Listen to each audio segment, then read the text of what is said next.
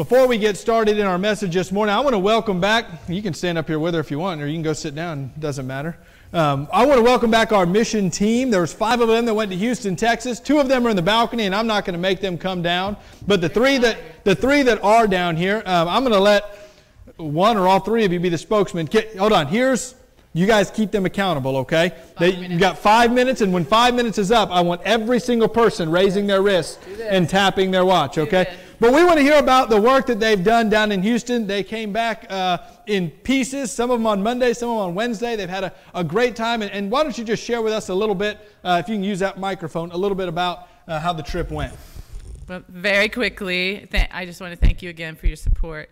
We were able to go there, stay at Tom's niece's. His sister's daughter lived there, and their home was not affected by it, but within 30 minutes to 45 minutes of her home, they were. So we partnered with a large church there, and when we got there on Friday morning, the lady said, "You haven't signed up yet?" And I said, "No." "Well, we signed up online, and I talked to the secretary of your church, and she said that to do that. And I sent an email to the leader of your missions, and he said, "Yeah, come at 7:30." And she said, "I didn't know you were coming." And she just was crying. She said, I'm sorry, I don't usually cry." And she said, "You're just a breath of fresh air," because she is so tired from going out every day.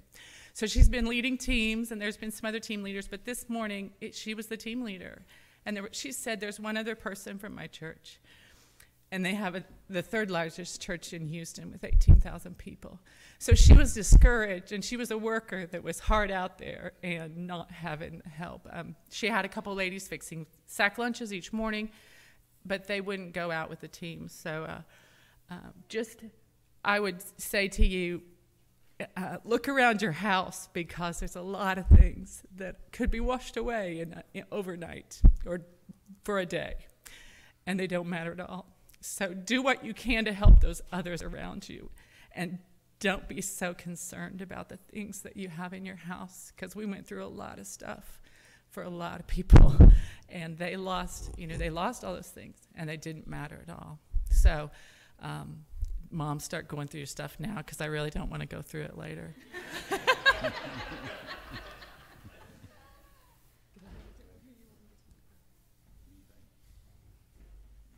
What she said.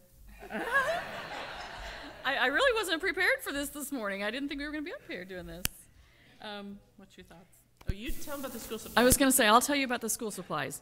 We drove 45 minutes to an hour to deliver school supplies. It was only about 30 miles maybe, but of course across Houston, that's quite a ways. Pulled up, and this little building was there. It was called Compassion Community, I think. I don't remember. Yeah. Compassion Shop maybe is what it was. Something like that. And they had a huge room, and in each room they just had clothes. Racks. They were labeled. Everything was organized by size, color, shoes, socks, whatever it is that they needed. They got a voucher. They could come in and they could take so many pieces with them. But after we delivered everything to her, I gave her some money that the students at Lincoln Grade School had raised, and she was very thankful because they had just ran out of backpacks the week before. Well, in that box of stuff we delivered were probably 75 to 100 backpacks. So she was able to save the money to use towards something else, and she said, "That's great, because one of our libraries got ruined." Well, I said, "You can save it for something else too, because there were 4 boxes of books as well for them to use in their library." So every little thing was just blessed along the way the entire time. It's just amazing the way that they're having to do school in some of them. They would split their time with another school. So they would do school from 8 to noon. All the students, the teachers, and everyone would leave, and another school would come in and go from noon to 4. So you're leaving everything that you have. You don't have a planned time to do it. You don't have specials. You don't have anything. You just have that 4 hours to teach everything that you need to teach in an entire day. And some of the schools are even having to go on Saturday just to kind of get all that instruction time in. They don't have to go longer in the year because they're making it up now. But it was a blessing for them, because they weren't really expecting us. We kind of got another lead on that as well, and we were able to kind of make ends meet and meet up with them. Okay, for my 15 minutes now. We only left you 30 seconds. Why his hands going up for right now? I don't understand that. Just to kind of let you know what we really did as far as the guys mainly. Of course, you guys did it too.